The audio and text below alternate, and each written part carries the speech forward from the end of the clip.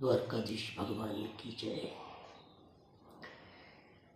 संत समाज की जय। ईश्वर सत्य है, सत्य ही ईश्वर है। इस पे निर्भय रखना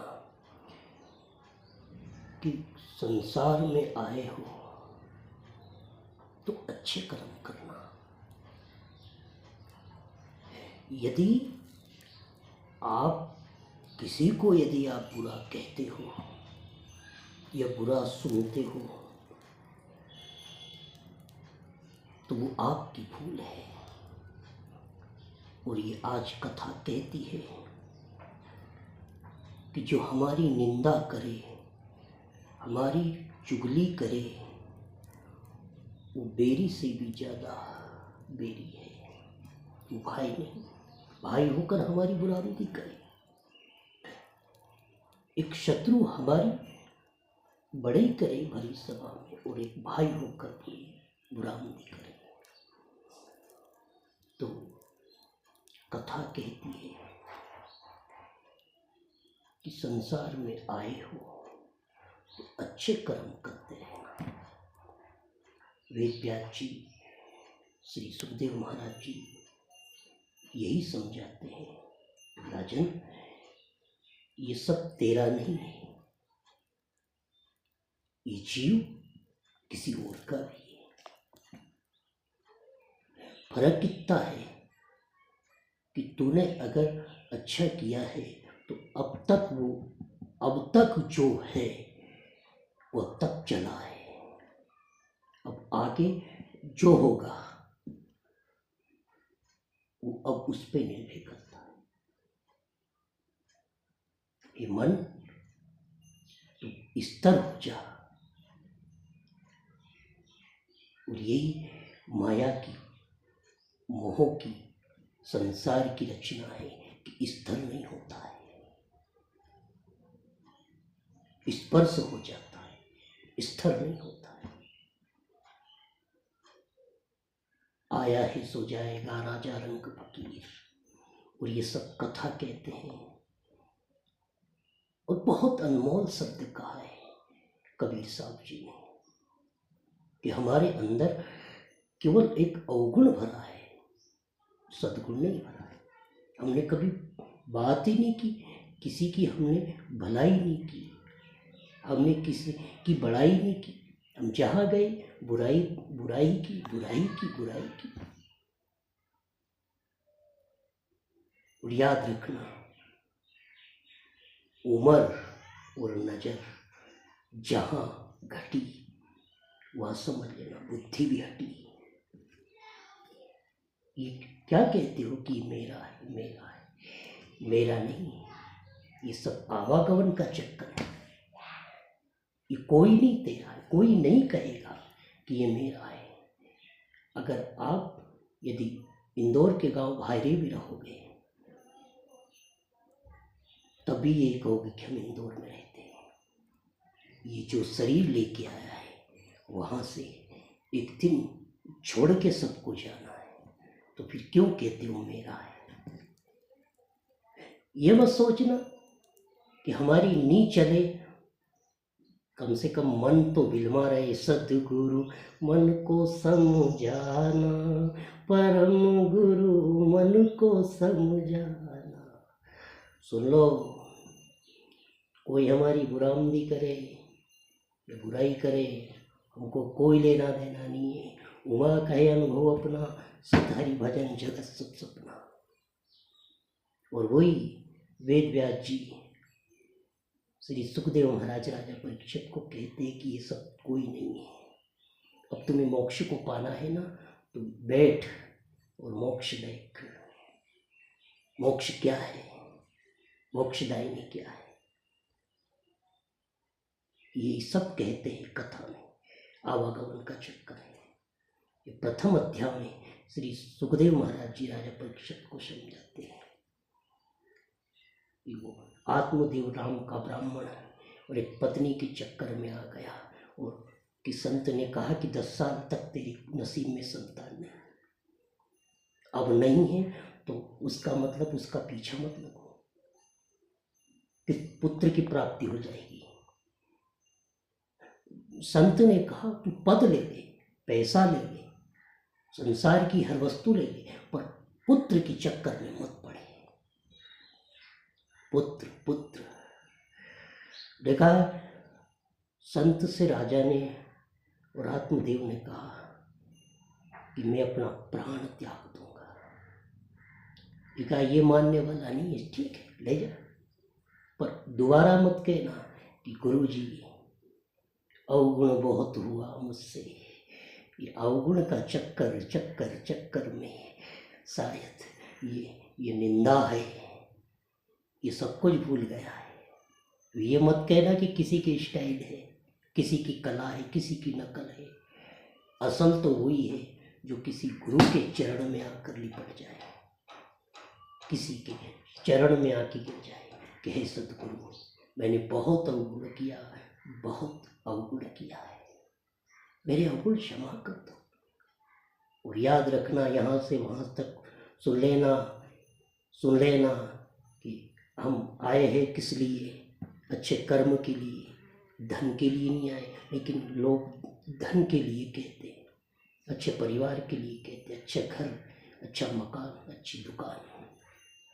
इस मकान को सुधार लेना, इस महल को सुधार लेना, सब कुछ ठीक हो जाएगा।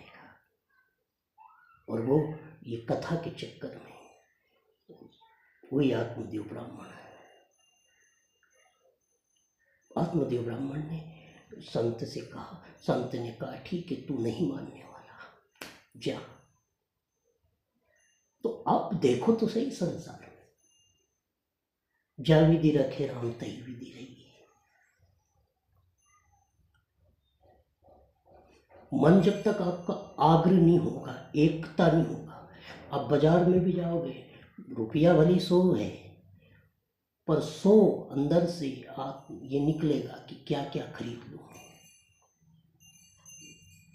क्या क्या खरीद लूँ। भली रुपया 100 है जेब में, क्या ले लूँ, क्या खाऊं, क्या पीऊँ। इसलिए मैं कहता हूँ, इस संसार में आया है भगवान, एक तो पुण्य और पूंजी जिसके पास अवरेल है वो दुनिया का सबसे बड़ा अमीर है। माने चाहे मत माने, जहां जाओगे वह मान घटानी बात है। माया तो बहुत मिलेगी, पर मान, जहां मान नहीं मिला,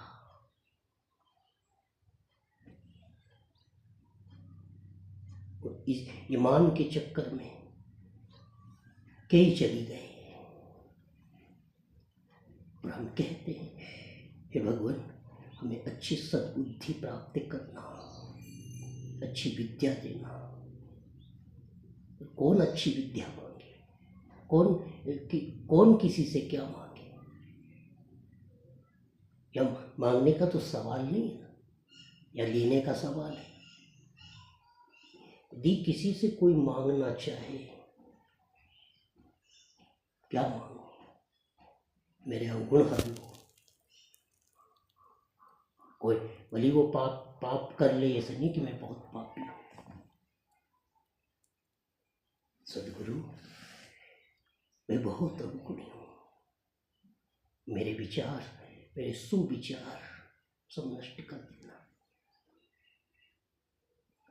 और यही विनती है भगवान, इस माया से लोग बहुत कोशिश करेंगे तुमको इस जहां से उस जहान की पहुंचाने के लिए।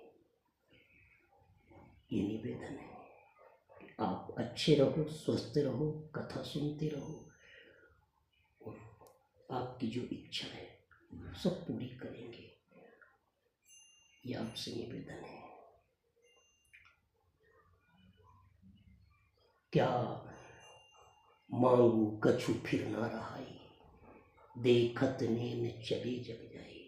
1 लाख पुत्र 1.25 लाख नाती, जो रावण घर दिए न पाती। क्या मांगो?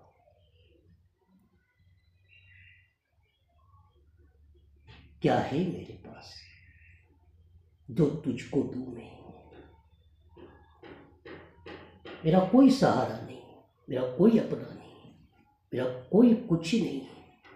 मैं किसके सामने हाथ फैलाऊं?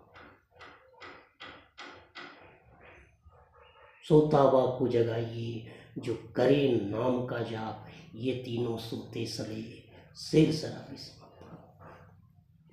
किससे क्या कहूं? मन माने नहीं, कोई जाने नहीं, मन की मन में रह गई। उससे बार बार कहा तो इसको ला, नहीं समझ आया। और वही गोपी की कथा है ये। गोपियों ने बार बार कहा, श्याम तू नहीं आया, तू मेरे नैन भरा है, मैंने गलियों में तुमको ढूंढा, चक्कर लगाया, तू ना आया।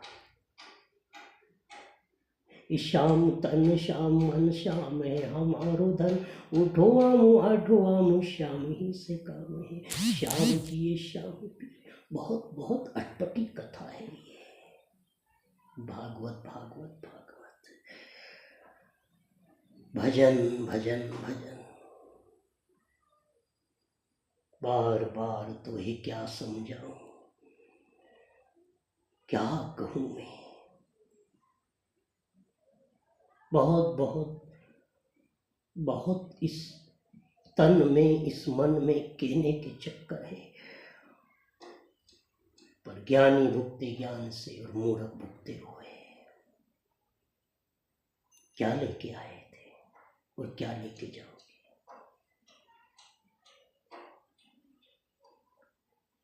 सदगुरु ये सब है ना, पूरे पूरे के पूरे। किससे क्या मांगे? कौन देने वाला है? कोई कुछ नहीं देगा, केवल उस परमात्मा से लेना जो आपको सब कुछ अर्पण कर दे। क्या लो इनसे?